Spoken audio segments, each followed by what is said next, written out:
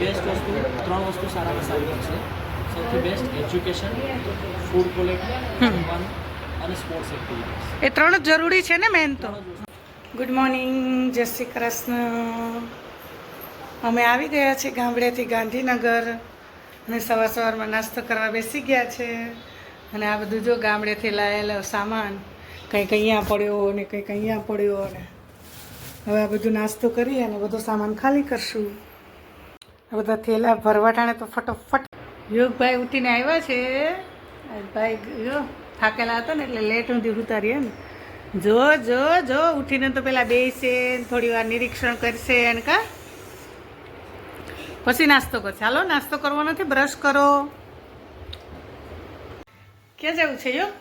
Hello જય મારે hostel શું કરવા જાવ? ભણવા. 10માની તૈયારી કરવા હે ને? 1 મંથ વેકેશનનું.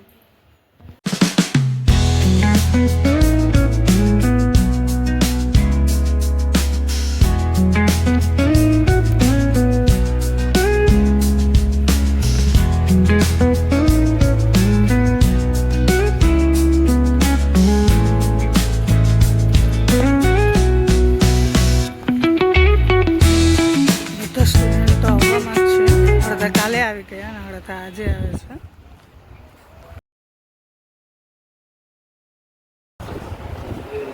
સ્પોર્ટ્સ એક્ટિવિટીઝ છે, swimming, rifle shooting, other activities છે જે નજીકમાં છે. મોર્નિંગ રાઇફલ શૂટિંગ, આર્ચરી એ બધી એક્ટિવિટીઝ છે. મોર્નિંગ 7 to 1 એમને રેગ્યુલર લેક્ચર હોય છે. એમને મેથ્સ, સાયન્સ, ઇંગ્લિશ અને એસએસમાં એ બધા ટીચર્સ આવે છે.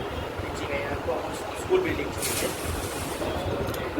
આ જે ટીચરો હોય છે એનું સ્ટડી શું હોય છે? બધા જેએનવી અને કેન્દ્રીય વિદ્યાલયના ટીચર્સ હોય છે. બધા ક્વોલિફાઈડ ટીચર હોય છે. બધાને 7-8 વર્ષ હોય છે. અને આ જે બીજા બધા છે 7મું 8મું ધોરણવાળા એ લોકો શેની તૈયારી કરવા માટે આવે છે? બસ આ જ સમર કેમ્પ હોય છે. એમને મેથ્સ, સાયન્સ, ઇંગ્લિશ, ખાસ કરીને spoken English, grammar, other activities છે. અને જેમ કે વેકેશનમાં બાળક શું કરે એનાથી બેટર છે કંઈક એક્ટિવિટી કરે. વેકેશનમાં ટીવી, મોબાઈલ જોઈ હા, અહીંયા આવે થોડું એક્ટિવિટી કરે. એ લોકો અહીંયા જ રહે છે? હા, અહીંયા હોસ્ટેલ, સ્કૂલ બધું સાથે. બરાબર. આખું કેમ્પસ જ છે. એ બધી એક્ટિવિટીઝ છે. ત્યાં મેથ્સ છે, રસોડું છે, ગુજરાત બોર્ડ CBSE બે બંને હોય છે. ક્લાસ બધાના અલગ અલગ હોય છે. અચ્છા. રહેવાનું બધાને હોસ્ટેલમાં સાથે. અને બોયઝ ગર્લ્સ બંને છે ને? બોયઝ ગર્લ્સ બંનેની હોસ્ટેલ અલગ? બંનેને અલગ છે. ગર્લ્સની પાછળની સાઈડ છે, બોયઝની આગળ છે. અને જે ક્લાસરૂમ હોય છે એમાં? એમાં અલગ અલગ જ હોય છે, પણ એ જે સ્કૂલ વાઇઝ સિસ્ટમ. બરાબર. અહીંયા બધા ક્લાસમાં બધા સાથે જ હોય છે. ટીચર્સ આવે મોર્નિંગ ટુ ઇવનિંગ, એ લોકો ભણાવી છે. માનો કે આને અત્યારે 9મું પતી ગયું તો 10માનો જે આખો કોર્સ છે 1 મંથમાં તમે લઈ લેશો? અમે બેસ્ટ પ્રયત્ન કરશું કે સારી રીતે એનો આખો કોર્સ કમ્પ્લીટ થઈ જાય છે. લાસ્ટમાં 1-2 ચેપ્ટર હોય બાકી તો પાછળ થોડા દિવસ 2 દિવસ પાછળ થશે. અને માનો કે આને તો સારા ટકા છે, ઓછા ટકા હોય એ બાળક પણ આવી શકે ને? એવરેજ વાળા બી હોય છે. એમને અલગથી ક્લાસ હોય છે. એમને લાસ્ટમાં એમને અલગથી થોડું એક્સ્ટ્રા વધારે શીખવાડવાનું. જે લોકોને ઓછા ટકા આવ્યા હોય એ લોકો પણ આવી શકે. એ લોકો બી આવે છે. બેસ્ટ છે, ઇમ્પ્રુવમેન્ટ સારું છે. ટીચરની ટીચિંગ બી સારી છે. અને દર વર્ષે ઘણા પાસે બાળકો આવે છે. ના, ગયા વર્ષે તો એ જ હતું. અને આપણે હોસ્ટેલમાં કેવી રીતે હોય છે? હોસ્ટેલમાં અમારે આખું હોસ્ટેલ ટીમ અલગ હોય છે. બરોબર, એક રૂમમાં 9 થી 10 બાળકો હોય છે. એક રૂમની અંદર? મોર્નિંગ બ્રેકફાસ્ટ હોય છે જેમાં પૌવા, દાબેલી, ખમણ, ઇડલી, અલગ અલગ નાસ્તો હોય છે. પછી મોર્નિંગ લેક્ચર ચાલુ થાય. પછી બપોરે જમવાનું હોય છે જેમાં દાળ, ભાત, શાક, રોટલી છે. Spoken English, grammar, other activities હોય છે. એમાં એ લોકો બાળકો સ્પોકન ઇંગ્લિશ, ગ્રામર બી કરતા હોય છે. એમને નાઇટ સ્પોર્ટ્સ હોય છે જેમ કે ચેસ ને તો એ લોકો બહારથી ટીચર્સ ને બધા હોય છે અહીંયા જે ગ્રાઉન્ડવાળા હોય, કોઈ રેસિડેન્શિયલ હોય, બાળકો જોડે થોડા એમને ડાઉટ સોલ્વિંગ અધર એક્ટિવિટી કરે. એને જો કોઈ ક્વેશ્ચન હોય તો ટીચરને પૂછી શકે એની ટાઈમ, હે ને? રાત્રે બધા અમે અહીંયા જોઈએ છે. ટીચર્સની ટીમ બી અહીંયા હોય છે. બરાબર. તો નાઇટમાં બી એમને ફૂલ ડે જે સ્ટડી કર્યું છે, રાત્રે કોઈ ડાઉટ છે તો એ બાળક નાઇટમાં બી સોલ્વ કરી શકે. સ્પોર્ટ્સ એક્ટિવિટીઝ બી બહુ સારી છે. આ આખી સંસ્થા યોગેશ્વર ઉપર ચાલે છે. યોગેશ્વર શું નામ છે તમારી સંસ્થાનું? અમારે મહાર્ષિ અત્રિ તપોવન કેમ્પસનું નામ છે, ગાંધીનગર.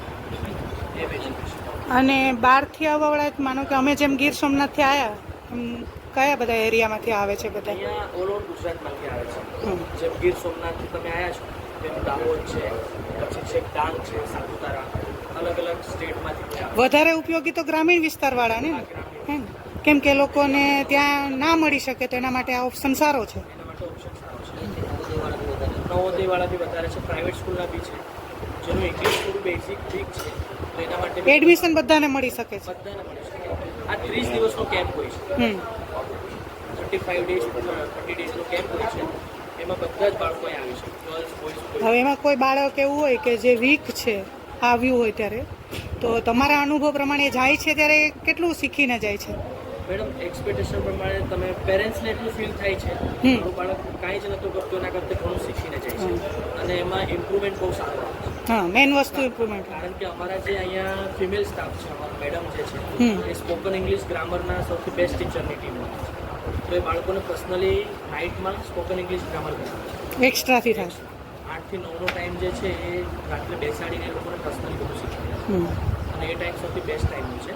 એમાં સિનિયર 12th વાળા સ્ટુડન્ટ્સ બી પાર્ટિસિપેટ કરે છે અને એ લોકો તમને સરસ મજાનું ઇંગ્લિશ શીખવે. અને 30 દિવસની અંદર પેરેન્ટ્સ એની ટાઈમ આવી શકે એની મળો? ટાઈમ આવી શકે. જનરલી દૂરથી આવતા પેરેન્ટ્સ પછી લાસ્ટમાં જ લેવા આવે છે. નજીકમાં કોઈ તમારા રિલેટિવ હા, આ છે તો એના પેરેન્ટ્સ નથી આવ્યા તો એને 15 દિવસ પછી આવવું હોય તો આવી શકે ને? હમ. અને ફોન નહીં એલાઉડ? Phone okay, good. બાળકને વાત કરવી હોય તો અમારા સ્ટાફના મોબાઈલ છે, હા. ફ્રી ટાઈમમાં ઘરે વાત કરી શકે. અને સ્ટાફ મોબાઈલ. બાળક વચ્ચે કોઈ બીમાર કે પડ્યું તો તમે? અમારે અહીંયા મેડિકલ સ્ટાફ છે, હા. મેડિકલ મેડમ છે, એ પોતે બાળકોને કેરી કરે, મતલબ કંઈ બી પ્રોબ્લેમ હોય તો ડાયરેક્ટ એમને મળી જાય. મેડિકલ રિલેટેડ બી અહીં કોઈ જાતનો ઇશ્યુ નહીં. 24 અવર અહીંયા અમારા મેડમ હોય છે. ટીચરો 24 હોય છે? બધા અહીંયા રેસિડેન્ટ હા, છે, ઓકે. કોઈ જાતનો ઇશ્યુ. બેસ્ટ વસ્તુ 3 વસ્તુ સારામાં સારી છે. સૌથી બેસ્ટ એજ્યુકેશન, ફૂડ ક્વોલિટી, જમવાનું અને સ્પોર્ટ્સ એક્ટિવિટીઝ. એ 3 જ જરૂરી છે ને મેન તો? ત્રણ જ વસ્તુ main જરૂરી છે. અને આ બાળક એટલી દૂરથી આવ્યું છે સ્ટડી માટે હમ. તો એમને સરસ મજામાં એજ્યુકેશન સૌથી મેન પ્રાયોરિટી પર છે.